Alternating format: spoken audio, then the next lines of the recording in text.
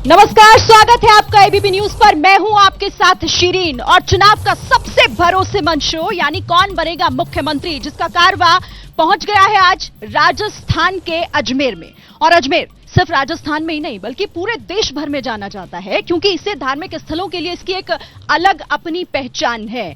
भाईचारे का संदेश देता है ये शहर, क्योंकि ब्रह्मा जी का मंदिर भी इसी इलाके में आता है और इसके साथ ही ख्वाजा मोइनुद्दीन चिश्ती की जो दरगाह है वो भी यहीं आती है। और देश भर से यहां पर पर्यटक जो हैं वो घूमने के लिए आते हैं। लेकिन इसके साथ देखिए, क्योंकि चुनावी महीना चल रहा है जिस तरह से, और सियासत भी बहुत जोरों पर है, और चुनाव के बीच ईडी का एक्शन भी जोरों पर है। बीते अगर एक महीने की बात करें, यानी कि जब से चुनावी सरगर्मी बढ़ी है तब से राजस्थान में ईडी का एक्शन भी जोरों पर है। कई बड़े नाम जो ईडी के एक्शन के दायरे में आ चुके हैं। और अगर आज की ही मैं बात करूं तो दिल्ली में भी इस वक्त ईडी का एक्शन जारी है। राजस्थान के मुख्यमंत्री यानी अशोक गहलोत के बेटे वैभव गहलोत, अभी भी पूछताछ उनसे हो रही है। सवाल ये उठता है, क्योंकि इसको लेकर सियासी वार और पलटवार भी हो रहा है। सवाल यहां यह उठा रही है कांग्रेस की, जब चुनाव है तभी ईडी का यह एक्शन आखिर क्यों हो रहा है।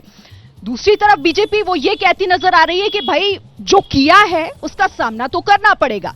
लेकिन अजमेर की जनता इसे लेकर क्या सोचती है, पहले तो जोरदार तालियों से एक बार स्वागत हो जाए हमारी जनता का और हमारे मेहमानों का भी। अजमेर में हम आए ही इसलिए हैं ताकि आप लोगों से समझ सकें कि आखिर इन सब चीजों का आप पर क्या असर पड़ता है, ये इनके लिए कितने जरूरी हैं, अजमेर के मुद्दे क्या हैं, और साथ ही इस बार राजस्थान में क्या होने जा रहा है। हमारे साथ दो खास मेहमान भी हैं, उनका भी तारुफ मैं कराऊंगी, लेकिन सबसे पहले इस सियासी वार पलटवार से जुड़ी हुई एक रिपोर्ट देख लीजिए।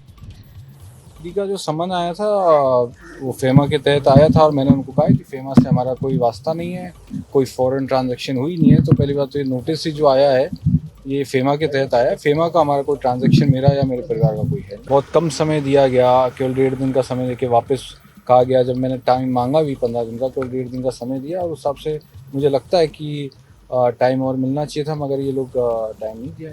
मुझे लगता है कि ईडी से कांग्रेस पार्टी और कांग्रेस की सरकार इतनी क्यों घबरा जाती है और ईडी को आना क्यों पड़ा।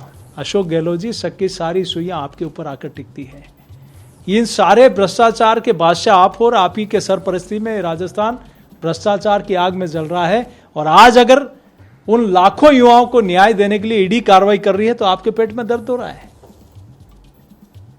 अगर कोई गलत नहीं है तो डर किस बात का, जांच हो जाएगी, दूध का दूध और पानी का पानी हो जाएगा, फिर डर किस बात का है। पर्पसली उनको डिमोरलाइज करने के लिए, डराने के लिए वो कर रहे हैं। गहलोत के सुपुत्र है वो, उससे भी नहीं डरने वाला, उनका बिजनेस है, देख लेने दो जो कुछ भी है। गहलोत के इलेक्शन को स्पॉइल करने के लिए और कांग्रेस कार्यकर्ताओं को डिमोरलाइज करने के लिए इनकम टैक्स का हो, ईडी का हो, ये काम कर रहे हैं। अशोक गहलोत जी जिस प्रकार से अपने आप को कंगाल घोषित कर रखा है कि मैं सबसे बड़ा कंगाल हूँ, सबसे बड़ा गरीब हूँ, फिर उस बात को उनको डर किस बात का है, चाहे वो वैभव का अपना उनके पुत्र की बात हो। इस प्रकार का आरोप प्रत्यारोप आम जनता, जो राजस्थान की जनता 7.5 करोड़ की जनता है, अशोक गहलोत जी ने, उनके मंत्रिमंडल ने, उनके विधायकों ने क्या किया है वो सब जनता के सामने है।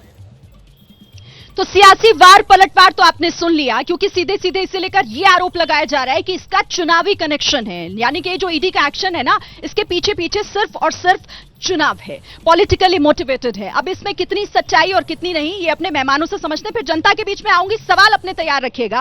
पहले परिचय करा दूं, देखिए हमारे साथ नीरज जैन है, बीजेपी के नेता हमारे साथ जुड़े हुए हैं, जोरदार तालियों से इनका स्वागत कीजिएगा। दूसरी तरफ महेंद्र सिंह रलावता आप देख रहे हैं कांग्रेस की तरफ से, आपका भी बहुत स्वागत है। जैसे ही घड़ी का काटा दोपहर 2:30 पे आए, बबीता जी का दिल सास बहू साजिश के लिए मचल जाए। और ये है इनकी बहू, पूरे दिन ऑफिस की टेंशन हो जाए गॉन जब ये करें अपना फेवरेट शो फ्री टाइम पे ऑन। इनकी तरह आप भी देखिए अपना फेवरेट शो अपने टाइम पर, और डाउनलोड कीजिए एबीपी लाइव ऐप अपने स्मार्ट टीवी पर।